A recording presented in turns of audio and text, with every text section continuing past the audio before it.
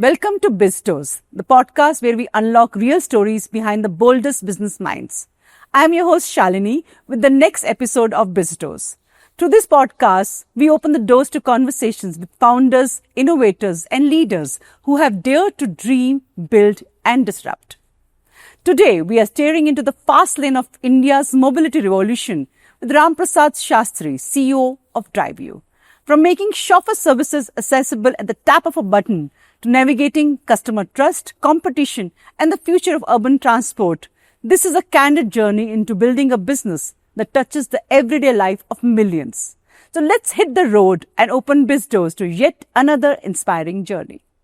Hi, Mr. Ram. A very, very warm welcome to BizDoors. I am so excited to host you, a person who has created a new category into Indian mobility system, something which we never thought, something which we never thought will ever exist. You are the leader and you have created, a support system for a lot of car owners. You've gone into the Indian insights of owning a car, but not having a full-time chauffeur. So you are provided them a driver on demand. So what made you see that gap, and how do you, tell people founders who are looking for that particular problem to solve, so how should they find out that gap in the market? The best thing to do is listen to customers. I always say, if you truly listen to your customer, the customer will tell you what the problem you need to solve. So that's what we did at DriveU. We launched DriveU actually to do parking aggregation. Okay. In a pure form. Think of it as Airbnb for parking. So if you have a home with a parking space, we said we will help lend out those parking space and make money out of your free parking space. That was the original idea. Then we started working on it. The team started working on it. Within a few weeks, we kept talking to customers. So they, is it what? And then the customers told us, we actually met customers. We went to restaurants, we went to pubs, we went to wherever we could find people on the street and say, hey, you have a car. So what kind of problems you have, we can solve for you. And it became clear over a period of time that what we are solving was okay, but not a great idea. It was not the immediate big need in India. Yeah. Because good to have, but not must to have. The reason is I came from the US background. In the US, parking is a problem. In the sense, if I park illegally, I get a $150 fine. My God. Right? Here, it doesn't work that way. And people are saying, yeah, I know parking, I can always find a parking. Like the Indian jugaad, right? I can find somewhere. Then we realized, they said the problem we have is driving from point A to point B. That's how we came with the idea. Then we looked at it and said, okay, people don't want to have full-time drivers because it's not cost effective. And 90% of the time, the guy is sleeping in the car or waiting for you. We used to have a driver like that. And then I thought, let's do this. If I can create a platform where 5 of my neighbors can share the same driver, one day I take a driver, next day somebody else takes a driver.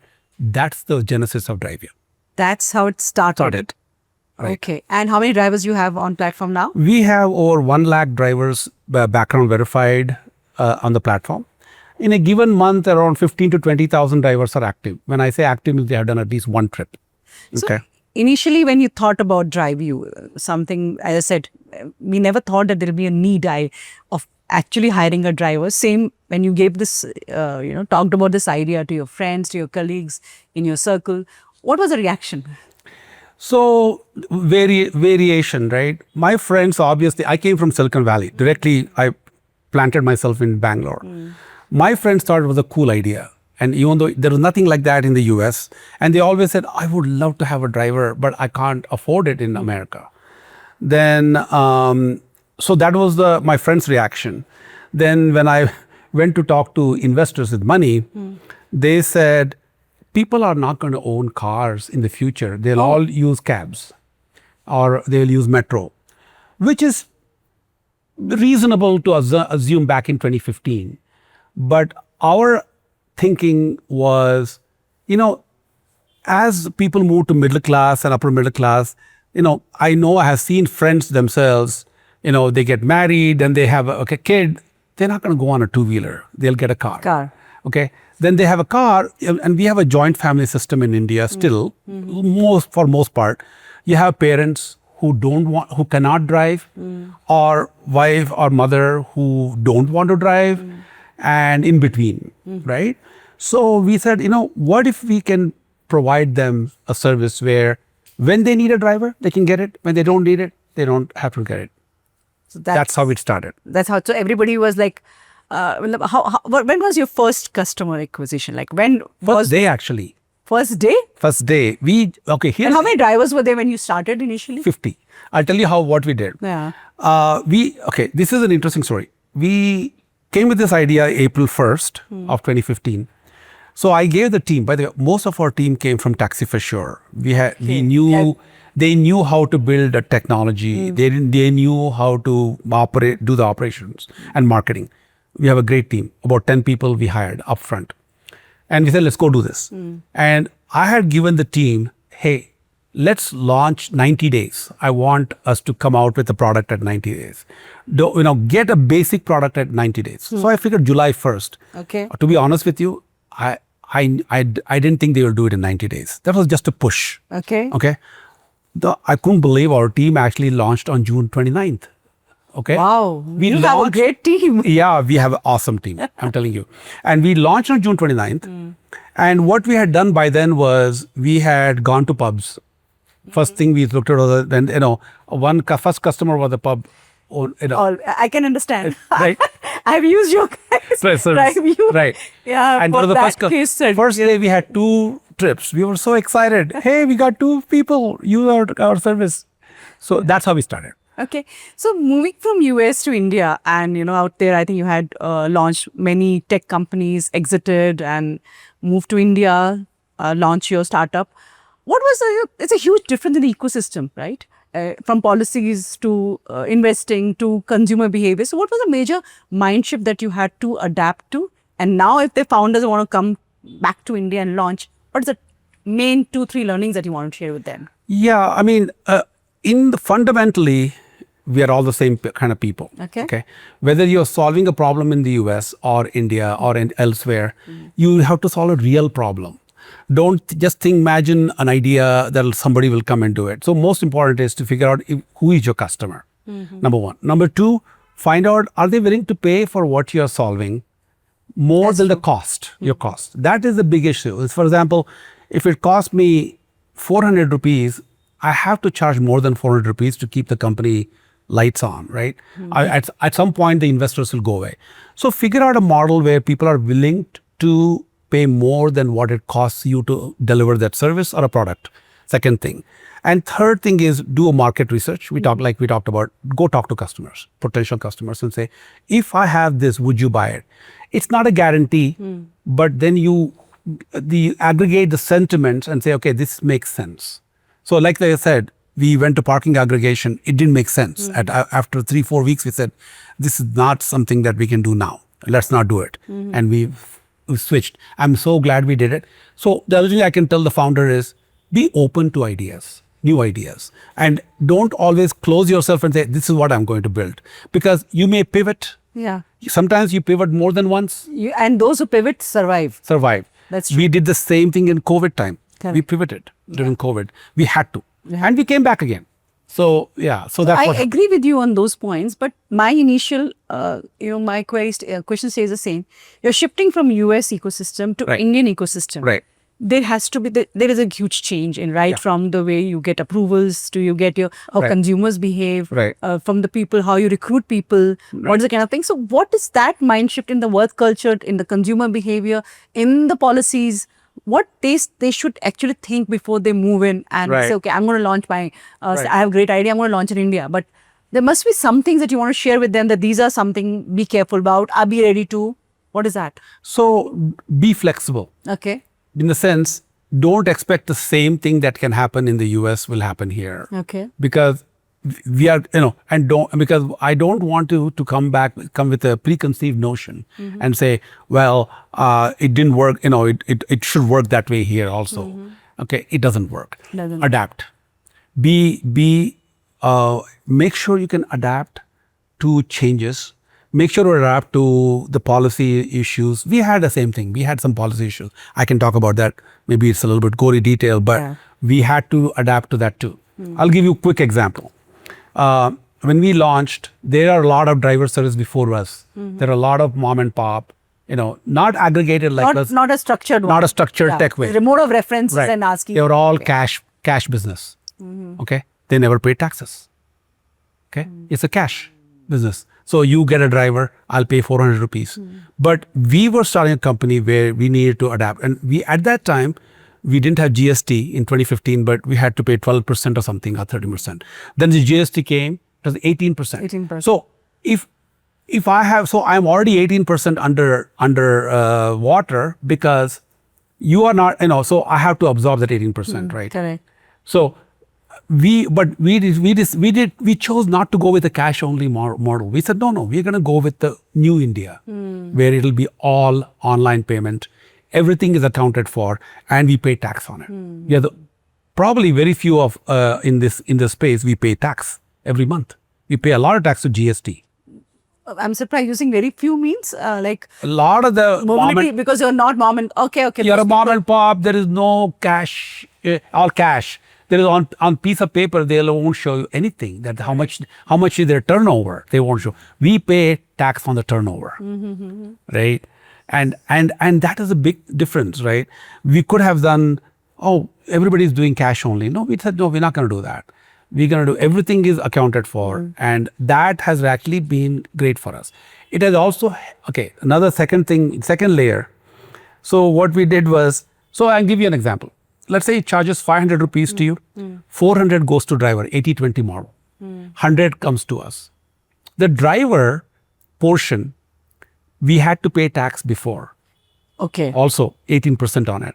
Okay. But we went back to the government, GST Council, and said, the driver, we are giving this 400 rupees to driver, but we will pay tax on the 100 rupees. What you're earning. What you are earning. Yeah. And a special ruling was made for DriveU. Wow. Yeah. Because there was no such service before. Exactly. No, when you went for your approvals and your licenses and all, it must have been, difficult to make them understand what are you actually launching. Exactly. What is the services that you're going to be giving because it never existed. Right. So what happens is, instead of paying 18% on 500 rupees, which is 90 rupees, you're only paying 18% on 100 rupees, which is 18 rupees. That's huge savings. Huge savings. Yeah. Right. And we became competitive overnight. Okay. Because people are willing to pay 18 rupees extra, right, for a better service. But they're not willing to pay 90 rupees extra. So we had to adapt to the Indian ecosystem. And we did it methodically, legally, making sure everything is done. And I'll tell you, we have an amazing team. Okay. Yeah. And that's how we were able to pull it off. I was just thinking that if I have to, I have used DriveU, but a lot of people would have certain mind blocks before, going to the platform and asking for a driver or, because they say, why don't I take a cab? Yeah. So what is the major hurdles for people to start? Once they try, I'm sure they'll come back. But what has been the major hurdles that you see people adapt to DriveU and move from using the traditional ways of mobility? Right. And how did you handle that? Right. I want to just give you a little theoretical background. In every market you go, it's a bell-shaped curve. Okay. It's the early adopters are willing to take the chances to go with some new ideas. Okay. Then we call the mainstream. The mainstream, early adopters are cool. They like the technology, cool stuff. Correct. I want to give it a try. And you always capture the early adopters. Okay. When you go to the mainstream, they are looking for value for the money. Okay. Am I getting a better value as opposed to going in a cab, right? So are they getting a better value? Yes. And that's what we price. And, we have priced our product as well as packaged it so that they can clearly see the difference between going on an Ola, Uber versus a DriveU. I'm sure it's nothing beyond pricing, right? If I have to talk about value for people to hire a cab and take a DriveU driver, right? Beyond money, there has to be something more, right? Right. What's that? Well, first of all, you're going in a clean car that is your own car, right? And you like that, and the number one. Number two, if you have multi stops you're making, you don't need to go get a cab every time. Let's say you're taking 3 stops. Correct. So what we tell the customer is, hey, you get a driver. He's there for you. Correct. For the entire four segment of your journey, number one. Number two, we have pricing it such a way that it's super competitive actually. Super competitive. Super competitive. I can give lots of examples. I can go to airport from here, anywhere from in Bangalore to go to the airport. It'll cost you maybe 1,200 to 1,300 rupees. Yeah, that's true. That's Okay, right? On a driver, you can get a driver for 500 rupees for 4-hour driver package. true. Okay. Okay, so now you have that one. That's another benefit if you want to use a DriveU driver, right? Okay. The other benefit you have, what we talk to the customer is that you already own a car. Whether you use it or not, you have to maintain the car, you have to pay your EMI. Might as well use it and have a luxurious. You couldn't use it before because you didn't want to drive and park somewhere. You have now. We are taking care of it for you. So and it's a very that's how we price it competitively. So, getting a driver on demand is definitely something which a lot of car owners would like to do. But then again, I was just going through certain, feedbacks that is there. Of course, when you have a service-oriented industry, there will be all kinds of feedbacks. So I did see that some people were saying that even when they have booked the driver much in advance, there was some last-minute cancellation, just the way we see it in every other mobility. And so how do you handle that? And what is the resolution immediately that you give to those consumers? So there is always, we are a two-sided marketplace. You have a supply and you have demand, right?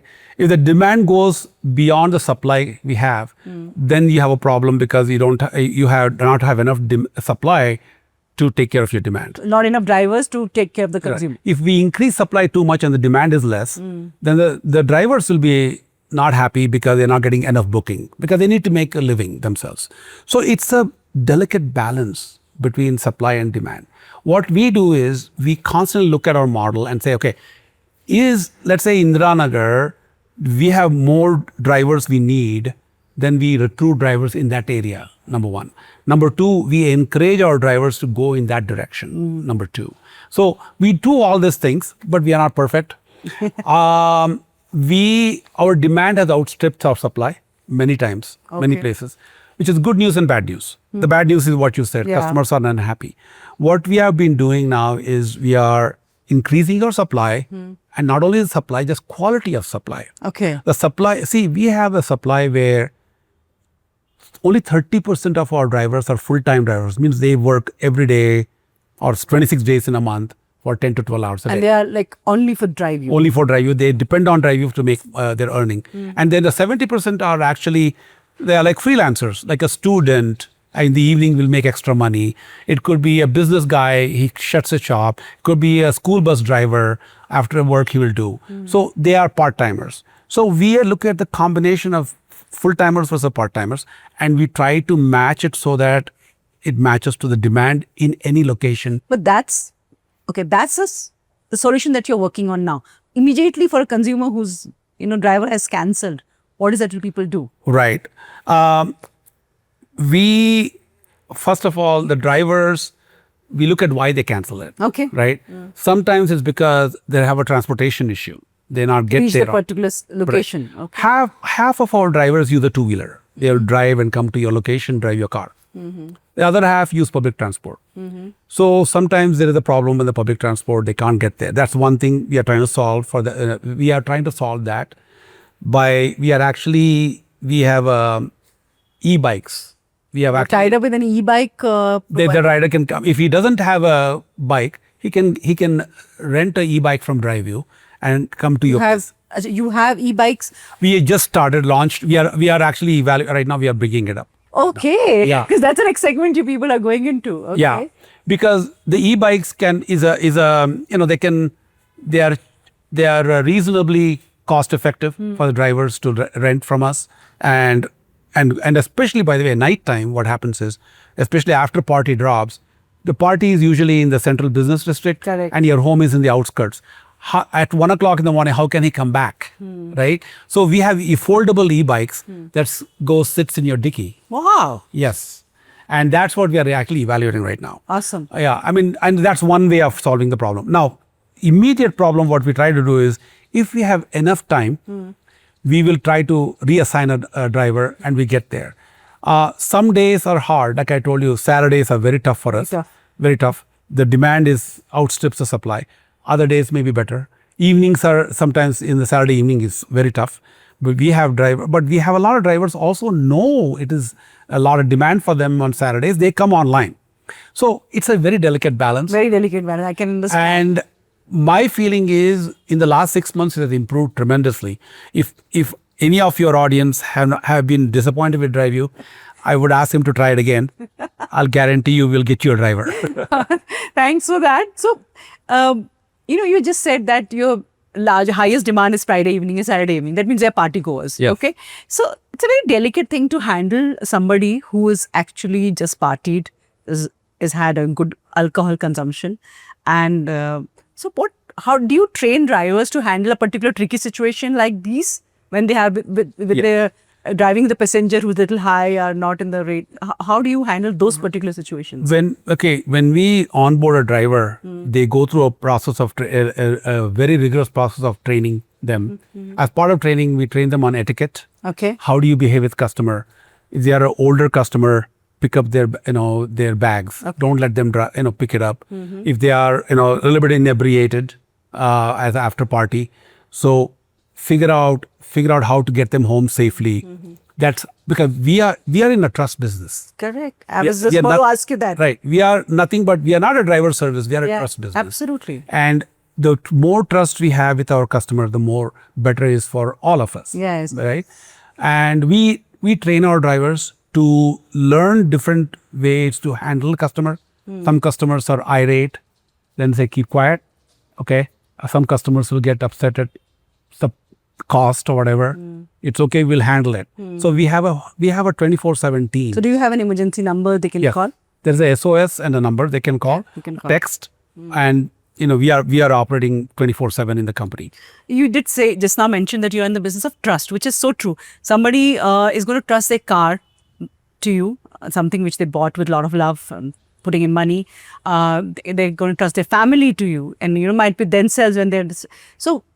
How do you keep sure that the trust stays, and that as a metrics for growth, it's very important. Right. So what do you do? Do you stay in touch with customers, or do you keep a track on what is it that you do? Right. The trust starts with the driver onboarding. We make sure the drivers, first of all, we make sure their background is verified, their driver's license and everything is cleaned.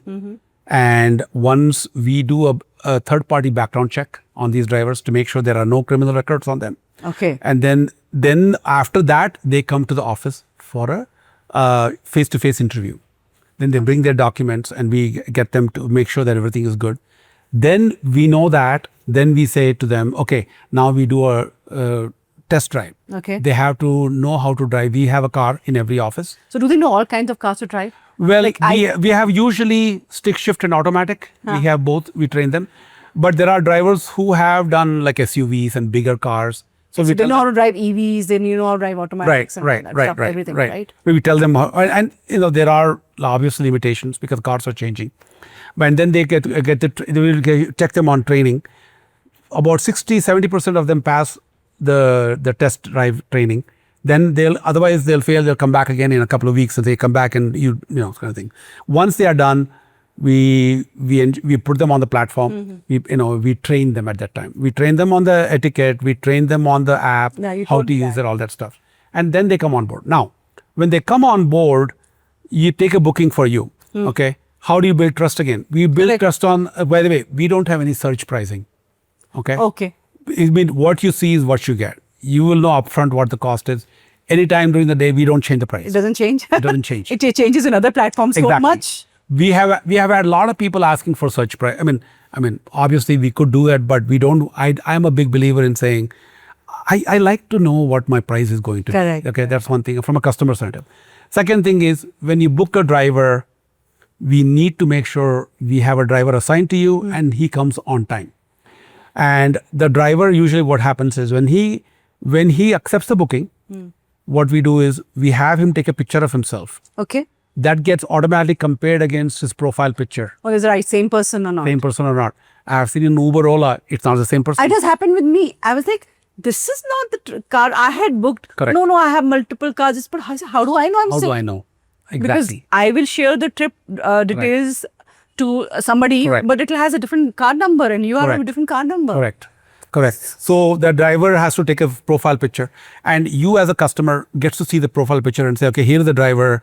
His DL license ends in these 4 digits. Oh. Here's the expiration of the DL. You know every data. Then the driver comes. He takes a picture of your car on the foresight, so that if there is any damage, before your trip starts and after the trip ends, he takes picture again. Okay. We compare against that. That's Okay. Then he takes. That's a lot of work that your team is doing. That's a training we do. That's awesome. Yeah. So how many people you have in that team? Which Overall across India, I would say 50 people, 45 to 50 people are in that recruiting drivers, training drivers in every city. We are in 10 cities. Okay. Right. Each city there will be about 3-4. In fact, even if I go to the other office, we have driver recruitment is happening now as we speak. Drivers are coming every day. Do they earn more being on DriveU than being a driver Yes, with somebody? Absolutely. And we have done a lot of analysis on this, because remember, our drivers don't have to pay EMI for a car. That's true. They don't have to pay fuel costs, petrol. They don't have to pay insurance. They don't have to pay car maintenance. All the money they earn is theirs, right? If you look at it, net, what they make, Ola, Uber driver does at DriveU. DriveU driver makes at least 50 to 70% more than an Ola, Uber driver. That's a lot. And not having an EMI, not having to worry about a car. Let's say he gets sick for a week. Okay. In an Ola, Uber, what happens? He's not working for a week. So no money. He has no money. But the EMI has to continue. No, the clock ticks on your EMI. Yeah. He has to pay. That's how they got into trouble during COVID. A lot of people lost their cars in Ola and Uber. Our drivers didn't have to, because we drive your car. You know, this DriveU does look like a very heavy technology-based company, because you have apps and all. But if you look at it under the hood, it is a lot of operations that's involved into Correct. managing the drivers. Right. Huge number of drivers, and making sure they deliver what's required to be delivered. Right. So how much is there significance in operations in a service-oriented industry? And because a lot of founders keep on spending a lot of time in just developing a technology. Yeah. So from your perspective, what do you think is operations extremely important, and what do you want to tell those founders? It all depends on the market you're going after. If operations is kind of looked down upon as like, it's not a big deal, I'm going to just do tech. If you have an operational heavy business like ours, it also creates a moat for you. Oh, yeah. Other people cannot come into your space. Not easy to scale. Other people don't have that level of operations, what we do. And also what happens is the learnings from the operations, it gets integrated into our product. So our product becomes stronger. So we have a double moat. The tech stack is a moat, then the operations becomes a moat. And that's the reason why so many have tried to compete and unseat us over the last 10 years. Knock on wood. Unseat you? Yeah. I'm telling you this because it's been very hard. They underestimate the operations challenges. What has been your biggest challenge? What's that? What has been your biggest challenge? In as a company? Yeah. As a company growing these, into 10 cities, what has been the challenges that you faced in the growth? Because a lot of startup founders like to just expand and say, I'm into this market. Is it like they should wait for a particular point in the growth business to reach before they expand? What should they, your challenges and your input to them? From day one, we wanted to always have a positive unit economics. That was in the beginning it was hard because clearly, we were figuring out how to compete with the people, cash and carry people versus us, right? And that was hard. But the challenge has always been, we focused on that margins. And because of that, to focus the margin, it's a balance between, do we hire more people in ops and or do we scale using tech? Our operations people also use a lot of tech. We already incorporated AI into our operations technology. We have built in. We have all internally we have built in. Where I have lots of examples I can give you on that. But so has technology been a challenge and operations been a challenge? It's the merger of the two. Okay. Be a delicate merger of the two, at the same time making sure your unit economics is positive and you become profitable scale, right? So the reason we are super profitable is because our teams work together, the operations, the tech teams together, so that we don't have to hire too many employees. I'll give you an example. We do the same level of business as Taxi for Sure used to do when we got acquired by Ola in 2015. Okay. At that time, Taxi for Sure had 1,500 employees. We have 175. So that's operational excellence, I guess. Exactly. Operational, and we try to, maximize the value we create for our shareholders by looking at every aspect of the operations and say, can we use tech here as opposed to just hiring 10 people? Okay. So that's minimizing the manpower and using technology. Exactly. And over the last 10 years, technology has also improved. But again, you're a manpower heavy company too, because if you don't have supply of drivers, then you have issue from the customers coming up that, I don't have. So you have to balance it. Has there been, so how much do you track the feedback given by customers? We track all that every day, all the time. All the time. Okay. So we track on multiple channels. We have our own internal, channels we track. Customer give. You do have a phone number, right? We have phone number. Some of the cab aggregators, they don't have a phone number you can reach out to. We don't have a phone number to book for you. But if a complaint is there? Yeah, we have a phone number. We have phone number. That's so important. Right. What we do is every other trip the customer does, in a day, let's say we do 5,000 trips. I'm just giving you 2,500 of them will get a survey request. How there are only there are the two questions we ask. If you were to recommend DriveU, would you recommend? Yes or no? Okay. And that is actually used called Net Promoter Score, NPS. Okay. Today, DriveU has one of the highest Net Promoter Score in the industry by far. And even I am industry of mobility, using almost. I'll tell you what. The NPS is between -100 to +100. Okay, a world-class company is at 70, +70. Okay, like a Toyota. Oh. Okay, we are at 60. That's Uber is at 37. Ola is at 37. Ola is at -10, -9. Okay, because we focus on quality of service so much. I mean, there are customers who are disgruntled. I have seen feedback of customers praising, the punctuality, the cleanliness, the behavior of drivers. So there has been a lot of good feedback also. So when you receive these kind of feedbacks, how do you make sure it just keeps replicating? So what are the metrics in place that you put for making that operation excellence and it's a reputation? It's not just because you're expanding into multiple cities. So you need. By the way, we take the feedback from customer, not just the good feedback. The more difficult feedback, we take it to heart. I personally call them. I personally reach out to them. When I see on LinkedIn or Facebook or where people I reach out to them and say, I'm sorry, what happened here? Let's take a look at your problem and get back to you. It happens almost every day. It really helps, it makes the customer feel that he or she has been heard. That's so important. That's a great thing that you're doing, because a lot of people just ignore it and they just don't care. Few days ago, a customer in Mumbai had posted something saying that I was a big DriveU fan. I'm very upset because I didn't get a driver last week, blah, blah, blah. There is a reason why, because we had a lot of water and flood and rain about 2 weeks ago. And I immediately reached out to him and said, sir, we are doing all these things for you. And I'm apologize for this. And then they responded back and said, I'm so happy you called me. You reached out to me. I'm going to start using DriveU again. That's every customer is important for us. Yeah, even if, especially the most disgruntled customer, we want to talk to them. Yeah, and we'll figure out. We are not perfect. That's how we are WIP all the time. One of my biggest thing in this company is Kaizen, continuous improvement. Right? We focus on continuously improving how I never be satisfied. Right? And actually Bob Noyce, the founder of Intel, said, only the paranoid survive.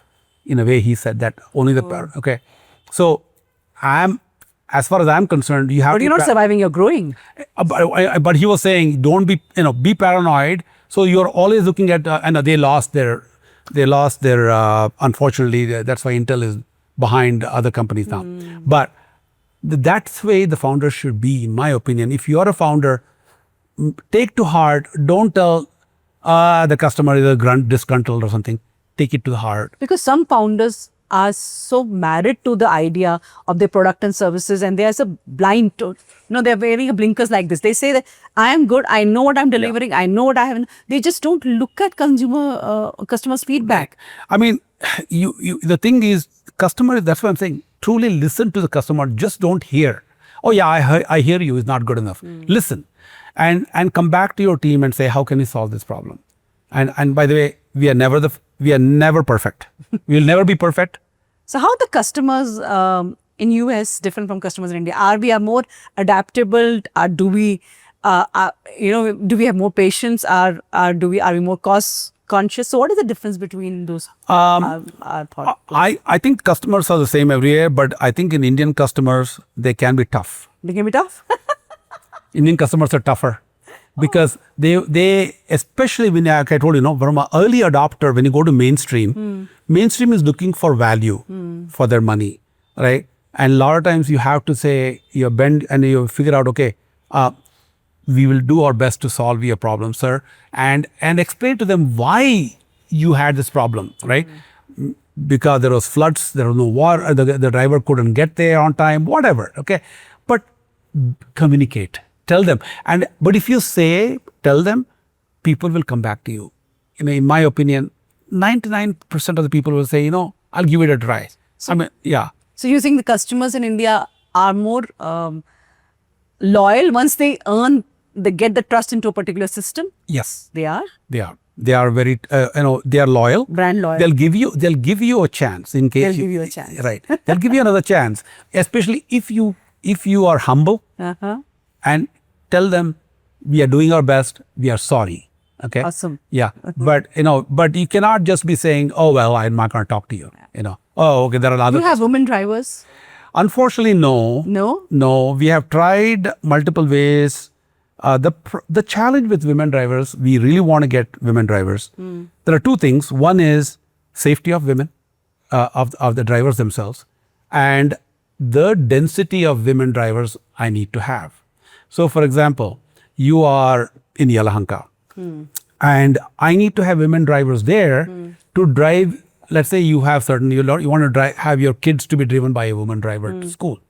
It's a great concept. Correct. But unfortunately, we may have a driver in Indiranagar, woman driver in Indira, but she cannot go all the way to Yelahanka. So we need to have But I'm sure you do have data analytics which will show that where do you have more density of women?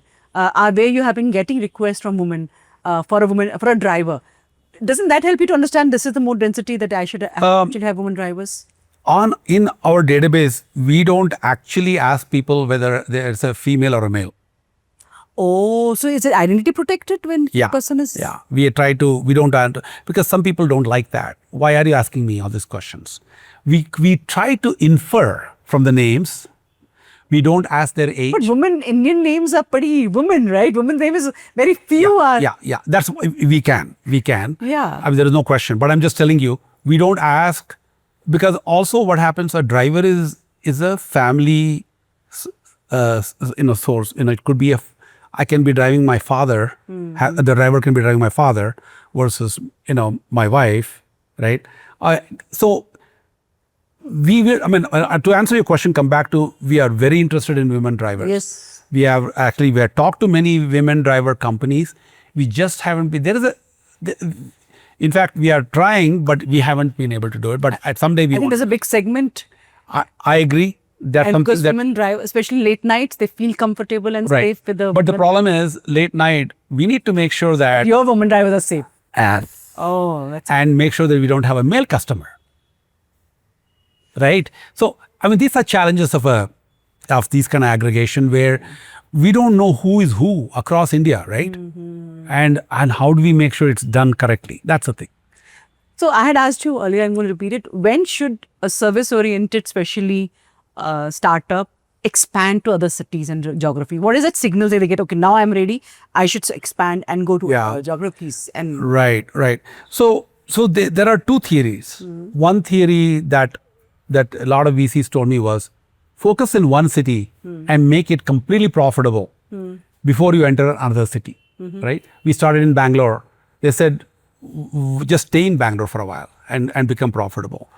But it again, that is an interesting start. You can start there, but when do you switch over to the next city is something that you need to figure out, right? Yeah. So the reason when we started, immediately about 4 months later, we started in Chennai and Mumbai and NCR, is because we realized if we didn't do it, there are competitors in those places. They have actually copycats of DriveU.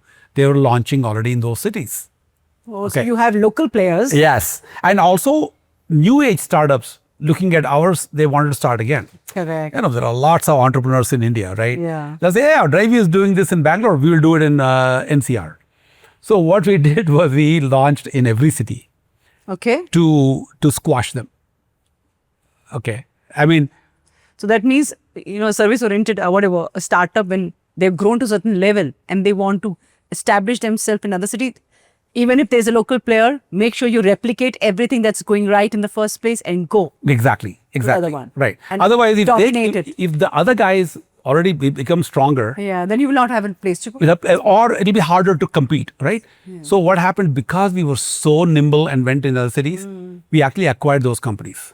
Awesome. In Mumbai, Chennai, and NCR, we acquired a company within. Acquire a competition before they become a competition. Before they become, exactly. Enough. Yeah. Because we wanted to get more supply of drivers. They had a certain supply of drivers, certain customer base. We just got them. That's what we did. Startup culture is also infamous for burnouts. You work overnights. There's no life, work-life balance.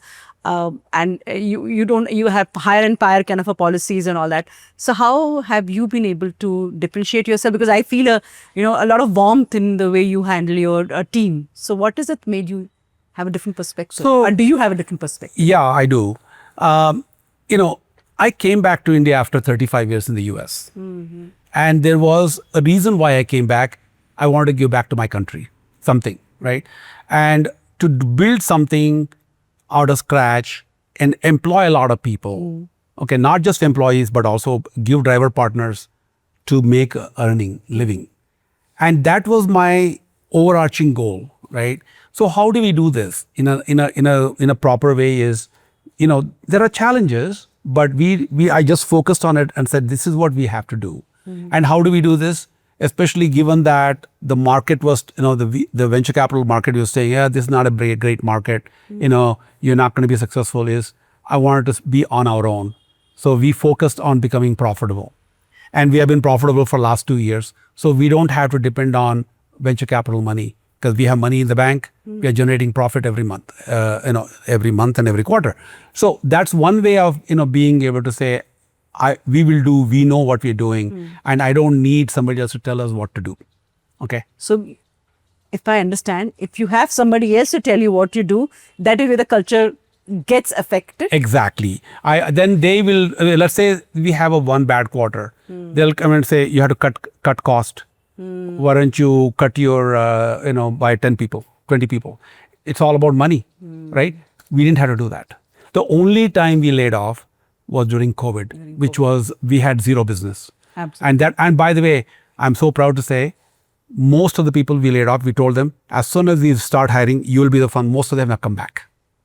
And that I'm proud of. And that builds also camaraderie and it builds trust. Okay. People say, we've been treated like humans. We are not just numbers. Exactly. Rupees and, and numbers. So we have been able to do this, fortunately, because we wanted to control our destiny. And that's how I do it. And what it does for me personally is that every day I wake up, I look forward to what's happening. Lovely. Yeah.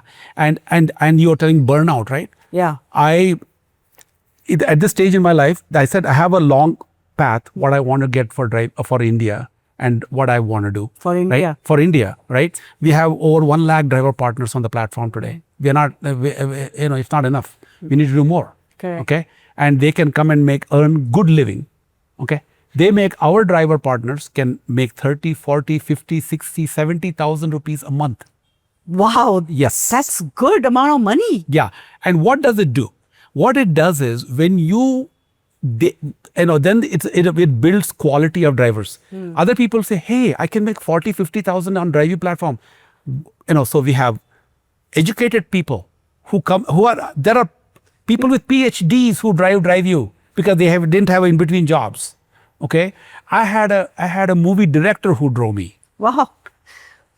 That's interesting. So if I understand what you're saying, even people who are working can do it on the weekends, a side thing for themselves. Make enough money. I have read somewhere about he was an IT professional. He was driving Rapido because he was too lonely. So on the weekends he was feel lonely and he used to drive Rapido. Yeah. I'm like, wow. So I'll tell you one example here. There was a customer who was being driven by a driver. He went from South Bangalore to Manyata Tech Park, right? And he dropped the customer at the Manyata Tech Park. And the customer casually asked him, "So where are you going next?" "Sir, I work here. I'm an IT professional."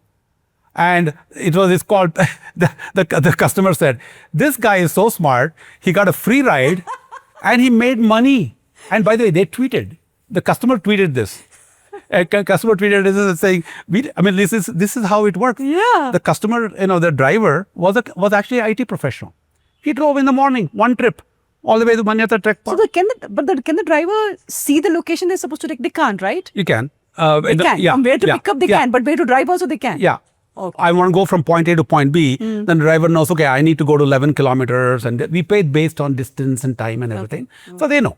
And it may be close to Manyata Tech Park, but that's a fantastic example. Example, right? Yeah. So what I'm saying is we are changing the face of a driver in India. We give them dignity and good people come on the platform. I remember once I was riding on one of these cabs and the driver was in very bad shape. So he said, I've been driving past 20 years. Yes. 20 hours. 20 hours. Continuously driving, and it's like you have early morning accidents of drivers who are just hitting the truck because they have been awake. Oh my God. Yeah. So that is not. So how do you take care of that with you? Do they have a 12-hour? And after that we have a platform? In the platform. What we do is you cannot work for more than certain amount of hours, right? We try to avoid that for we try to make sure that the customers, especially in an outstation trip, people who go on outstation, that's harder because and a lot of times the outstation trip starts early in the morning. Correct. And that's the worst time people can fall asleep. And the roads are lonely. You're driving at 70, 80, 100 kilometers an hour. Things can be pretty bad. Right. Yeah. So do you think that being a person with experience and a matured founder can help you build this company more stronger and more warmer? Because younger founders are very hard on their team. That's what I've heard, Yes. So do you think maturity and experience helps create a long run of startup? Yes. Well, maturity is very important. Yeah. Because you can even out, look, every finger is different. Every person is different. You have to accept people as they are. That's one thing you learn through life. Yeah, that's true. Right? Number one. Number two, I have a long goal. It's not like a get-rich-quick scheme for me. A lot of founders are focused on, I'm a unicorn company. I want to be a unicorn. And you sell it off, sell it off. Have a high valuation. I don't have any of those aspirations. Okay? And by the way, every employee in this company owns stock options. Okay? Including our office boy. Seriously? Cleaning lady. And when we go IPO, and you guys are planning to IPO it. When we go on, I think they'll all make enough crazy amount of money. Wow. And that makes me feel happy. Awesome. Right? It's a great thing to do. Yeah. Every employee who has been in the company for at least 3 or 6 months or some, we'll issue them the stock options. So we are very generous with stock options. And the idea here is that, honestly, for me, I have made enough money. Another 10 crore doesn't matter to me. Okay? And I for me, it doesn't matter, right? And we will continue to, if this company, see, here's the thing. A lot of founders it's almost like the reason why they are under so much pressure is because if they don't do this, okay, it's gone. They don't have anything. I have a security of being 30 plus years. Yeah. I have plenty of, God has given us enough as a family. We are doing fine. But what I have a different goal for DriveU. I want the goal for the DriveU to be not just IPO. I want it to be a successful brand. I want to have the brand remain 10 years from now, people will remember DriveU. I don't want to get acquired and the DriveU brand goes away. Because I want to create a legacy. You want to create a legacy. I was about to say, you want to create a legacy. I want a legacy. And that's what we're trying to do. So whatever we do, we think about the long term. See, this is how the Chinese and the Japanese think about long term. They plan for 50 years. Japanese plan for 100 years. American companies plan for 3 months. Or What? quarter after quarter.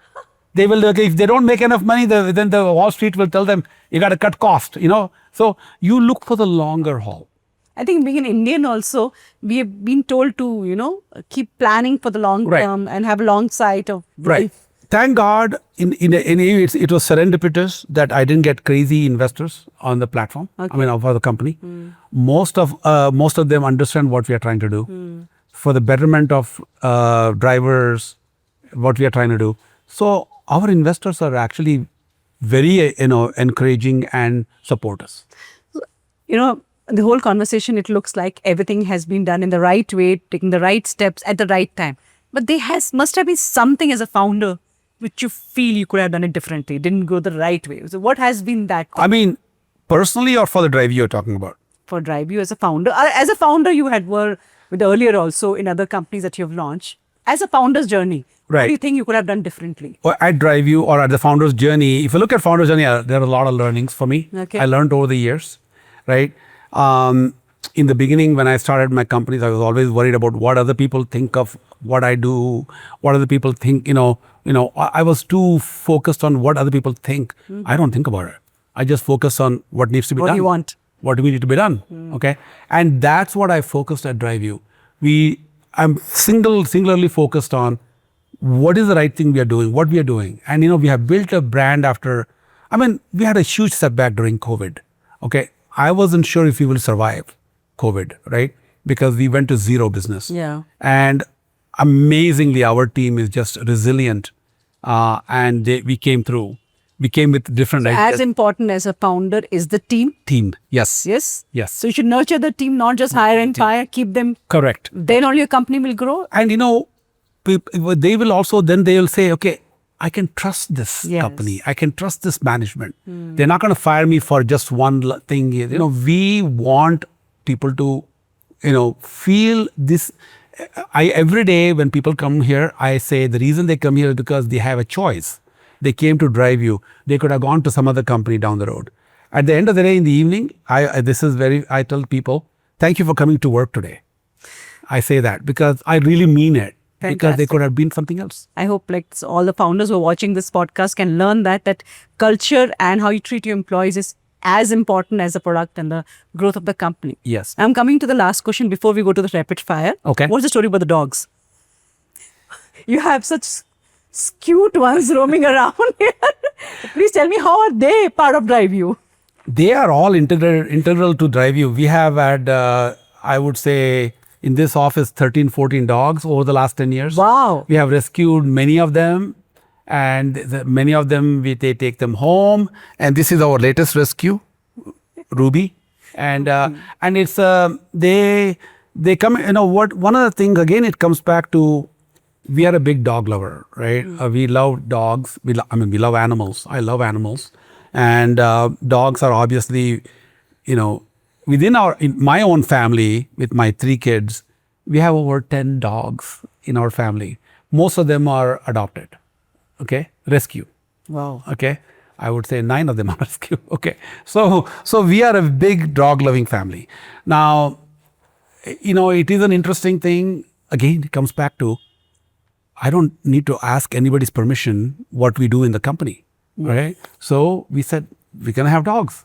If you are so employees, when a lot of employees come for interview, they get kind of strange. What is this company has dogs running? Dogs roaming around. Street dogs are running around and everything, but they'll get used to it. And I've seen them; they become very friendly. They become, and it also, honestly, it calms the mind. People work here, and if you are a family, DriveU is a family, and as part of family, you have family pets, right? DriveU has its own pets. So are you planning something for the pets, for the dogs? In DriveU, some kind of a services? We are working with a lot of NGOs. We donate money to NGOs for a pet cause. Okay. Right. When there were floods in Chennai, we donated money there. We went over there and we supported them. And there are things happening. We even we support birth control, animal birth control ABC, we support that in the, so we are trying to do as much as we can. I mean, street dogs, America doesn't have street dogs. Full America doesn't have street. No, they won't allow, no, you can't find one, right? I've been thrice to US. I'm just trying to remember. Yeah. Did I not see any street dog? No. And if there are dogs are abandoned, obviously they'll be taken over by, they call SPCA, Prevention of Cruelty to Animals, and somebody will adopt them, right? That's the plan. So in India, we do have it because we are not we are still growing, developing as a country. And lots of the developing countries had this issue. It's not just India. I've seen street dogs in some Eastern European countries. It's not like only India. So our thinking for dogs they're always part of our life. Lovely. And they will always be there. So it has been an interesting conversation, but we are yet a very important part. Okay. It's called rapid fire. Okay. You have to give an answer immediately. Okay. Not too much of a thinking. Okay. It's easy. Okay. So let's go for it. Car of your choice, sedan or SUV? SUV. A DriveU moment. First 100 customers are first 1,000 drivers onboarded. First 1,000 drivers onboarded. Awesome. What is your business compass? Growth at all costs or sustainable scaling? Sustainable scaling. So how do you just measure customer loyalty? You get customer loyalty, discounts to attract or service quality to retain? Service quality to retain. How is your team culture? Remote work flexibility or in-office hustle? Flexibility is there. People work. Awesome. Yeah. Very nice. So how do you handle the competition? Beating the big players or carving your own niche? We carve our own niche at this point. Valuation focus or profitability focus? Profitability focus. Investors who mentor or investors who push for growth? Mentor. Bootstrapping freedom or VC funded firepower? Bootstrapping freedom. Fast scale or slow but steady scale? Slow but steady scale. Focus on urban mobility or intercity travel? Urban mobility. What is difficult, a driver quality training or customer acquisition? Driver quality training. And the last one, if you had to describe the Indian startup ecosystem in one word, would you call it a highway or a roller coaster? I would say roller coaster. Fantastic. You did very well. Thank you so much. It has been a pleasure interacting Thank with you. So much to learn from your journey. Thank you so much. And Thank you for your time. The understanding of how you actually went into depth of the business, scaled it slowly, and understood the team culture and handling the drivers so critical has been amazing. Thank you so much for being on the podcast. Thank you so much. Thank you for having me. And that's a wrap on today's ride with Rahm Shastry, CEO of DriveU. From the bumps of competition to the smooth stretches of opportunity, we have seen how resilience, customer obsession, and clarity of vision can keep a startup moving forward. If you have enjoyed the conversation, share it with someone who is navigating their own startup journey. Don't forget to follow and subscribe to BizDoors for more stories where founders open up and ideas take the driver's seat.